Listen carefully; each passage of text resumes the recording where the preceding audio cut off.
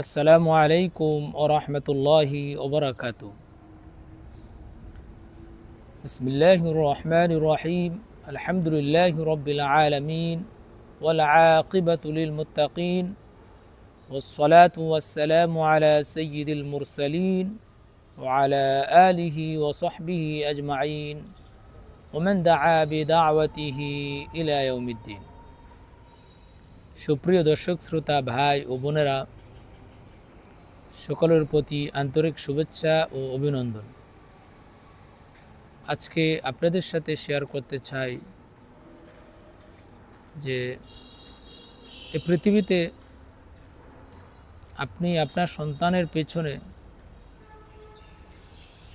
টাকা পয়সা, অর্থ, এমনকি পুরো দুনিয়াও যদি তাদের পেছনে ব্যয় করে যান,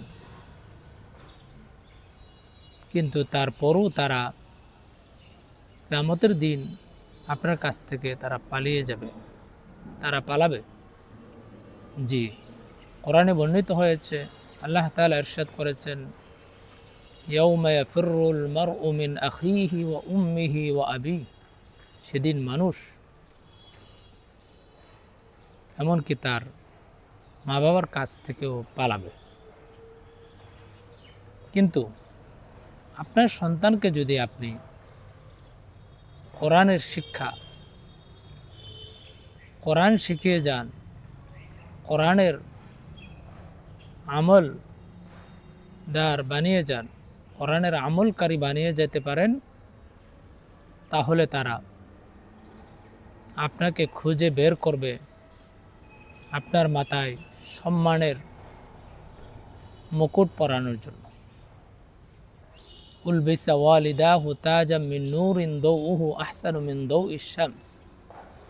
যারা কোরআন নিজে পড়ে এবং সে অনুযায়ী আমল করে, তাদের পিতামাতাকে কিয়ামতের দিন নূরের মুকুট পরানো হবে, যার আলো সূর্যের আলোর চেয়েও উত্তম। এজন্য আল্লিমু আওলাদাকুম আল কোরআন ওয়াল কোরআন আল্লিমুহুম কুল্লা শাই। সন্তানকে কোরআনের শিক্ষা দিন, কোরআন শিখান, কোরআন তাদেরকে সব কিছু শিখিয়ে দেবে। হাদিস শরীফে নবী করিম সাল্লাল্লাহু আলাইহি ওয়াসাল্লাম বলেছেন, খায়রুকুম মান তাআল্লামাল কোরআনা ওয়া আল্লামাহ। তোমাদের মধ্যে সর্বোত্তম ওই ব্যক্তি যে ব্যক্তি নিজে কোরআন শিখে এবং অন্যকে কোরআন শেখায়। সুতরাং আসুন আমরা আমাদের সন্তানদেরকে শৈশব থেকেই তাদের যেন আমরা কোরআন শিক্ষা দিতে পারি এবং কোরআনের আমল যেন তারা করে সেই ব্যবস্থা করে যেতে পারি। আল্লাহ তাআলা আমাদেরকে সেই তৌফিক দান করুন। আমিন। আসসালামু আলাইকুম ওয়া রাহমাতুল্লাহি ওয়া বারাকাতুহু। শুকরান, জাযাকুমুল্লাহ খায়রান।